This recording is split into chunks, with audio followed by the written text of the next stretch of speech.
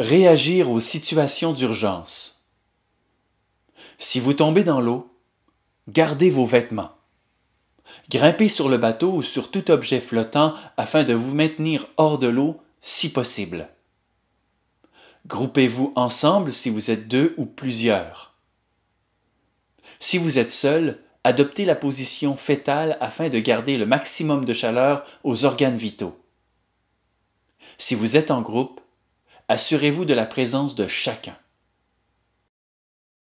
Chavirement et naufrage. Les mesures à prendre lorsqu'une embarcation de plaisance chavire, est submergée ou s'échoue sont les suivantes. Enfilez les vêtements de flottaison individuels. Demeurez à proximité de l'embarcation. S'assurer que tout le monde est présent. Utilisez ou montrez des signaux traduisant la détresse, selon le cas.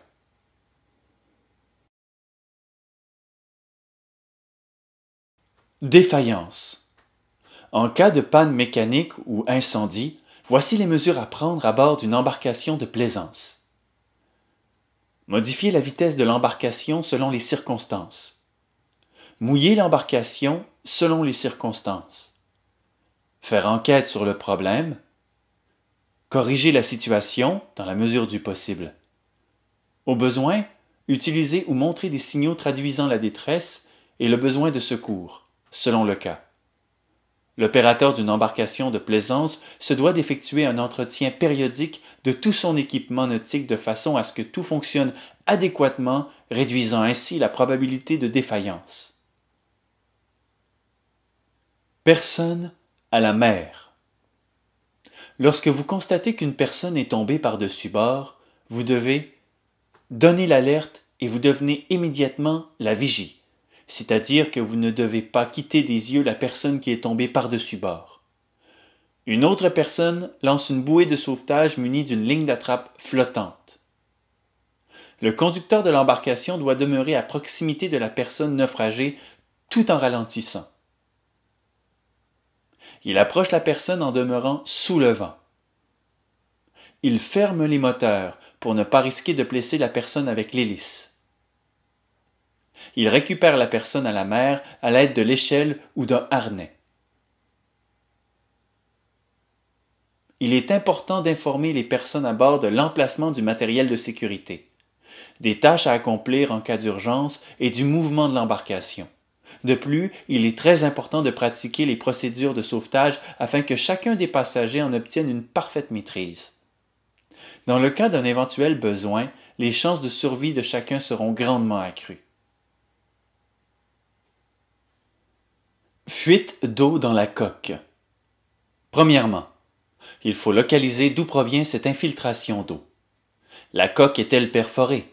Un accessoire sous l'eau comme la prise d'eau pour le refroidissement du moteur est-il défectueux? Le dispositif situé à l'arrière du bateau permettant la vidange d'eau est-il bien fermé? Une fois que la source d'entrée d'eau est découverte, il importe de réparer le bris de façon à arrêter l'infiltration d'eau. S'il s'agit d'un passe-coque sous l'eau, un bouchon quelconque peut être utilisé afin de fermer l'ouverture. Si le trou est juste sur la ligne d'eau, il faut faire gîter, faire incliner le bateau, afin de garder la fissure hors de l'eau. Lorsque la fuite d'eau est colmatée, il importe de vidanger l'eau du bateau en utilisant la pompe de cale ou les écopes. Si en dépit de tous les efforts, l'eau s'infiltre toujours dans le bateau, et ce de façon à mettre la vie du conducteur et des passagers en danger, il faut demander de l'aide en utilisant le canal 16, m'aider et ou en utilisant des fusées pyrotechniques. Vous devez avoir à bord en tout temps les outils et le matériel nécessaires à la réparation de la coque. Une réparation temporaire assure un délai suffisamment long pour se rendre sur la rive. Reconnaître les signaux de détresse. Voici les différents signaux de détresse qu'il est possible d'utiliser pour demander de l'aide. Signaux explosifs tirés à des intervalles d'1 minute environ. Son continu produit par un appareil de signalisation sonore comme une corne de brume ou un sifflet. Fusée pyrotechnique. SOS en code Morse émis par VHF ou signaux lumineux. Signal de détresse, Mayday, émis par VHF. Drapeau de détresse N et C du Code international de signaux. Signal consistant en un pavillon carré ayant au-dessus ou en dessous une boule. Faire des flammes sur le navire en brûlant un récipient d'huile, par exemple. Mouvement lent et répété de haut en bas des bras étendus de chaque côté. Signal d'alarme émis par VHF. Signaux transmis par radiobalise.